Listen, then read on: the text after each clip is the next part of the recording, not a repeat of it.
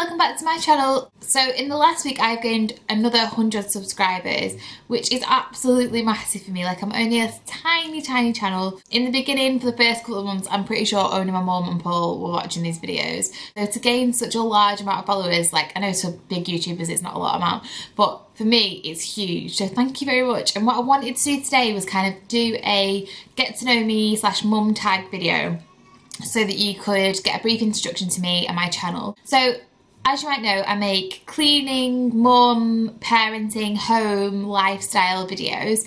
So I've got 20 really simple questions on my phone and I will try to answer them as openly and honestly as possible.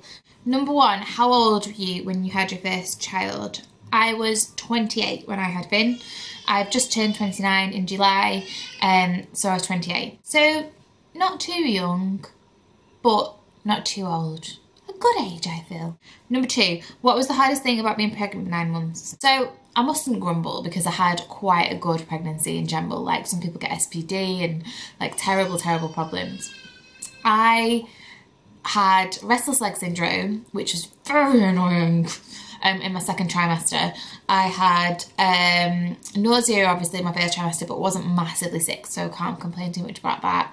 Overall, in my second and third trimester I felt pretty good. I used to get horrendous pain just under my rib, like it felt like burning. I used to look at my skin and think, how is my skin not like on fire or there isn't a hole in it, because it used to get really sort of like burny and itchy and horrible. I also had low blood pressure, so I used to fall over quite a lot at work, which wasn't great. But apart from that, I think the worst and the hardest thing is that you can't just have 5 minutes off. Like, your body isn't your own and you just can't say, oh gee, just you do it for 10 minutes while I have a rest and be like myself again.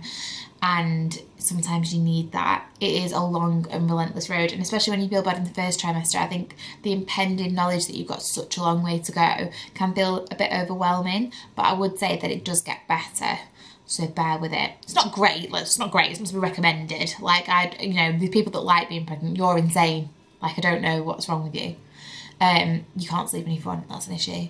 And also, like, the anxiety around your baby being okay. I didn't know that that would happen. Like, I wasn't a particularly anxious person, but especially in the first trimester, like, the worry that you were going to miscarry was huge. And when you have your baby and it's healthy, the realisation, like, how much of an amazing thing that is quite profound. So all of those things and not being able to sleep when you're pregnant. Can you think of any good things you enjoyed during those 9 months? I liked when you could feel him. So when you were like, is that wind or is that a baby? And then, you know, like, no, that definitely is a baby. I found that helped my anxiety because I could always make sure he was okay. Like, if he was moving, psychologically at least, I thought, well, he must be okay. So when you can feel them move, and also being a special person again, you know, like when you get married, you're like a bride-to-be, and then you get to be a mum-to-be, and that's really cool. So yeah, being a bit special, being able to sit down whenever you want, and feeling your baby move inside you, which I know some people really freaked out. My best friend hates it, but I really liked it. Number 4, in your opinion, were all the things you heard about childbirth accurate or way off? If you've seen my labour and delivery story, you might know the answer to this question. I will link it down below. I hate that the word birth plan is used. Plan is a thing that isn't anything to do with birth. So by the word plan, you would think that you could A, prepare, or B, fail if you fail to prepare, and neither of those things are true. You should know what all your options are, although one of my friends literally did learn nothing about birth and just chose to be completely oblivious and had 2 great births. So maybe that's the key. Ignorance might be bliss.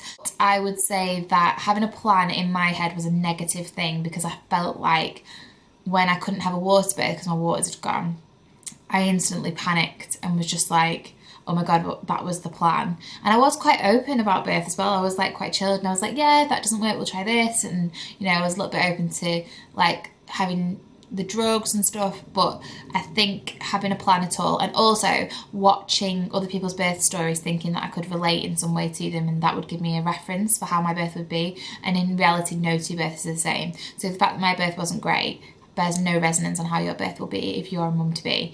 It just completely depends on you. And the trick is to just go with the flow on the day. Number 5, would you have handled childbirth differently if you could redo it?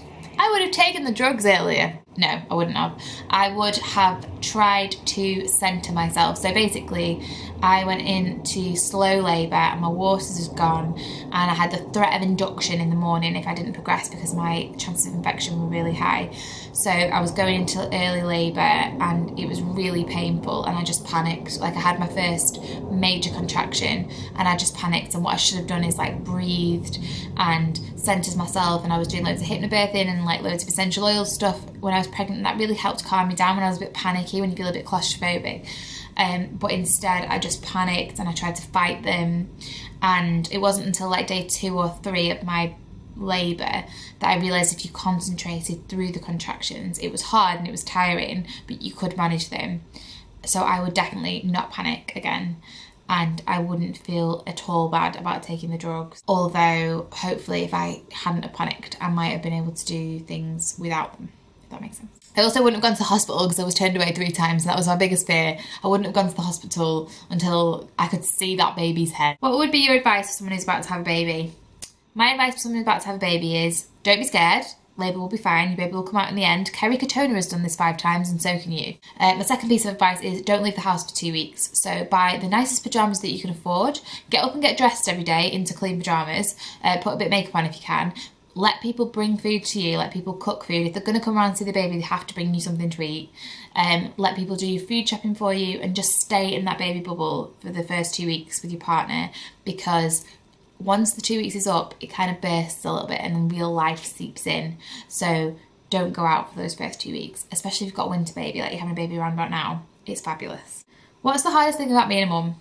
I haven't found motherhood as hard as some people say it is when you're pregnant and people try and scare you, and I don't think it is that horrendous. I was lucky in that Finn didn't have colic, he didn't have reflux, he was a good sleeper, so don't get me wrong, like, I know that I've had it easy in terms of that.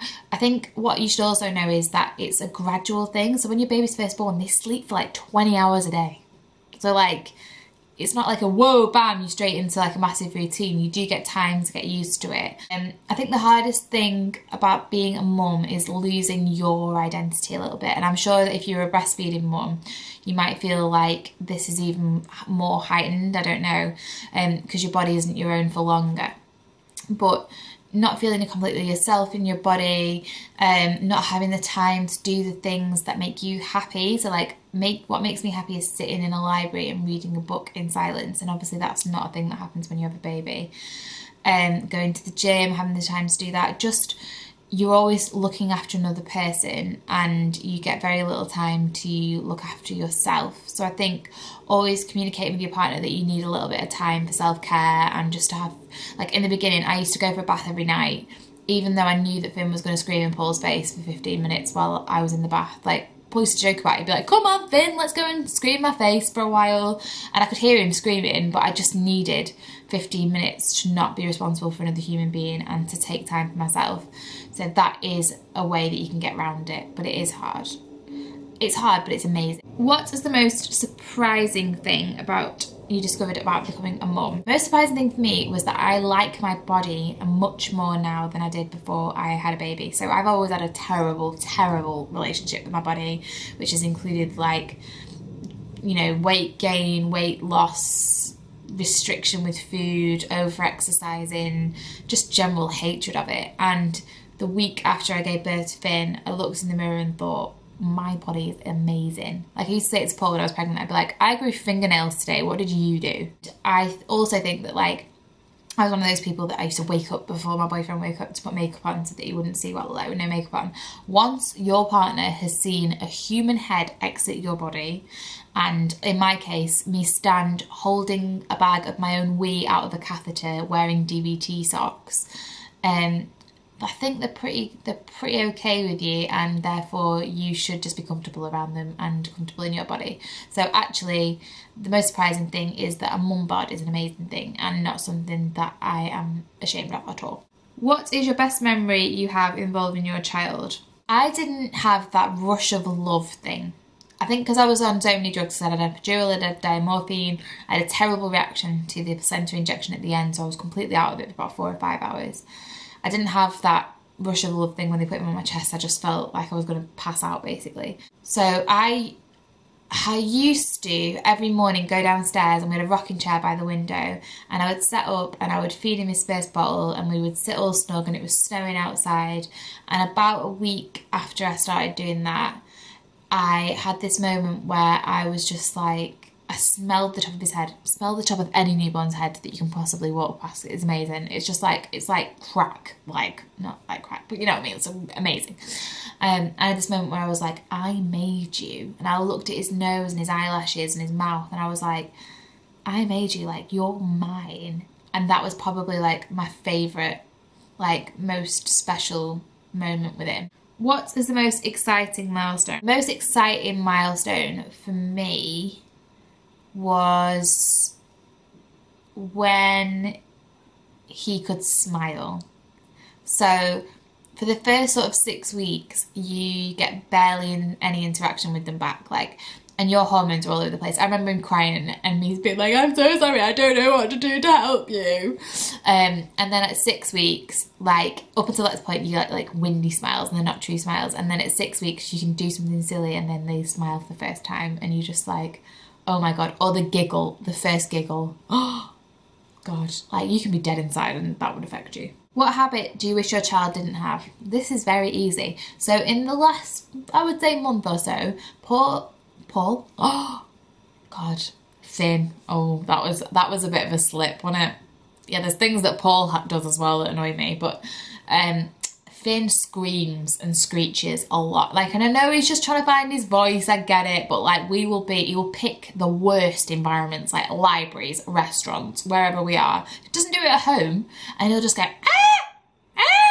like over and over again, and it is just outrageous. That was very attractive, wasn't it? Thank you. Shouting, just there's no need. Test your voice in different ways. What habit of theirs makes you the most proud? So Finn will do this thing if he's being a bit charming to someone, where they'll go, oh, you're cute, aren't you? And he'll go, and it's adorable. That really makes me proud. I'm like, do you share any similarities with your child, both physical and personality? No, I don't know. He doesn't look anything like me. He looks exactly like Paul. Like, there's no one. When it was first a baby, I thought he would have that thing where like they look like the dads, so the dads don't eat them or reject them or whatever. But he didn't. He looked a little bit like me. Now I don't know where that kid came from. Like, I know where he came from. I felt it and saw it and stuff. But he is 100% Paul in nature and in looks. Yeah. I'm hoping the next one looks a bit like me. I don't want him to have my nose. And Paul's really pretty. I'm glad of that. But, oh, God, some resemblance. What is the worst thing that your child has ever done? The first time that I took him out, he peed through his nappy, through his vest, through his sleep suit onto me, so that a river of pee was just trickling down my jean just as my food arrived. That wasn't great.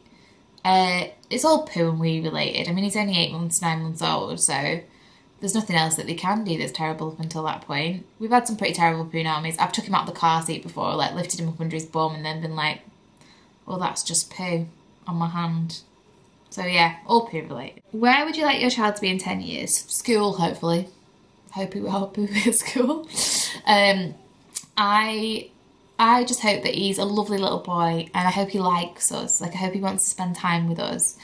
And I hope that we can always communicate with him. Like, I really want to sit down at the table every night and have tea together.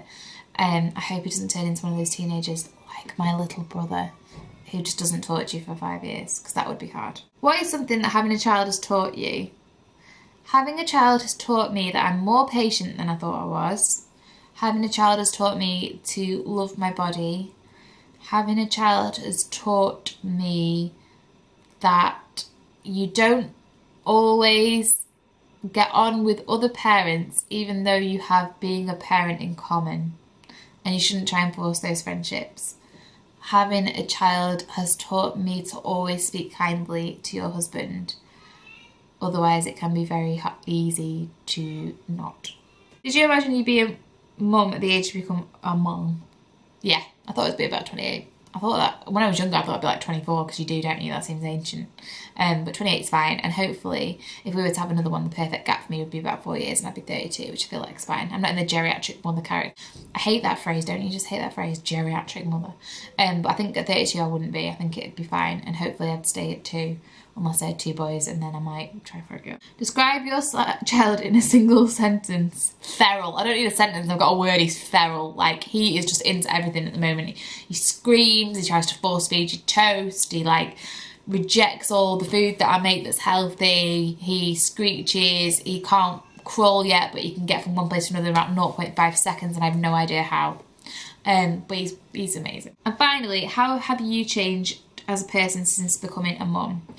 I think that I haven't yet found who I am as a mum. I think I've lost a bit of me in the process, and I think that finding what I want to do with work and finding our day-to-day sort of routine post-baby bubble in that first year of maternity leave is really where you find who you are as a mum. I think up until that point it's still quite a novelty, and you're still like, oh, I'm on maternity leave, this isn't real life. I think what I will discover is who I am and what my career looks like and what my value to the world is once that sort of ends in the next couple of months, hopefully. That's it, guys. I hope you enjoyed this video. Please comment down below if there's anything that you would like to see, or if there's any questions that I haven't answered in this video that you would like to know. Hello to new subscribers. I promise next week's going to be a cleaning video, fingers crossed, and I'm going to do some more adventurous videos than these sit downs pretty soon. But thank you for watching, and I'll see you next week. Bye.